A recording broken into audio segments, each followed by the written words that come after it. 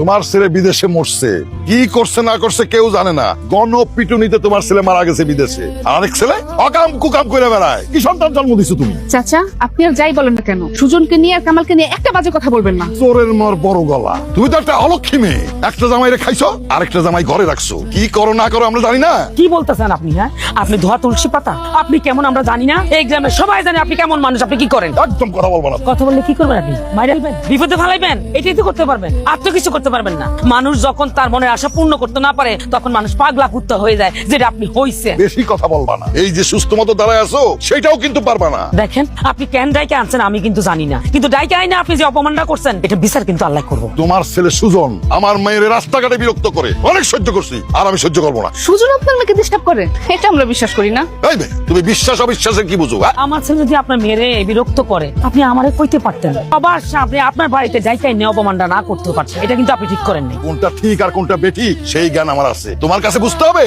আমি সাফ সাফ বলে দিচ্ছি, আবার যদি তোমার ছেলে আমার মেয়ের বিরক্ত করে তোমাকে সবাই আমি এলাকা ছাড়া করবো। আপনি এলাকা ছাড়া করার কেডা? আমরা কি আপনার জায়গায় থাকি? আমি আমার বাপের দেওয়া জায়গায় বাড়ি করে থাকি। তো বড় মুখ না তত বড় কথা। এই হারামজাদা, দাঁড়ায় চুস্কার লবান। খবরদার, তুই যদি সুজনের কাছে একটু আগাস তাহলে তোর হাত ভেঙে মাতবরের হাতে দিয়ে দিব। তোর সাহস দেখে তো আমি অবাক হয়ে যাচ্ছি। আমার বাড়িতে দাঁড়া আমার লোকের হাত ভেঙে দিবা? দেখেন, আমি ঝগড়া বিবাদ একদম পছন্দ করি না। আমার ছেলে যদি সত্যি আপনার মেয়েরে বিরক্ত করে থাকে, আমি কথা দিতেছি আমি জীবিত থাকতে আমার পোলা আপনার মেয়েরে কোনোদিন আর বিরক্ত করবো না। আমার পোলার বিচার আমি নিজ হাতে করবো। ও আচ্ছা, এই কাহিনী। এখন আমি বুঝতে পারছি, এত আয়োজন কইরা আপনি আমার মারে আমার ভাবিরে কেন্ডাই আনছেন। আমি আপনার মায়েরা ডিস্টার্ব করি? আপনার মায়ের আগে পিছে দুইটা করে বডিগার্ড রাখছেন, আমি ওরা কেমনে ডিস্টার্ব করবো? আমার মেয়ে মিথ্যা বলে, আমার কাজের বুয়া মিথ্যা বলে, ওই যে পোলাটা দাঁড়ায় আছে সে মিথ্যা বলে।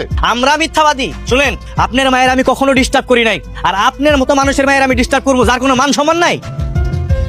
এই মুখ সামলা কথা বলো সুজন। কেন চাচা, সত্যি কথা কইলে কি গায়ে লাগে নাকি? তাহলে শুনেন একটু ভালো মতো কই। আপনার তো চরিত্র ঠিক নাই।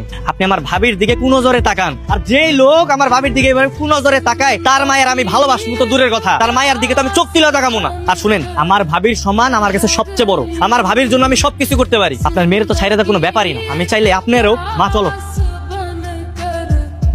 মানে বাবা, আমি কি খুব বেশি অপরাধ করে ফেলেছি বাবা?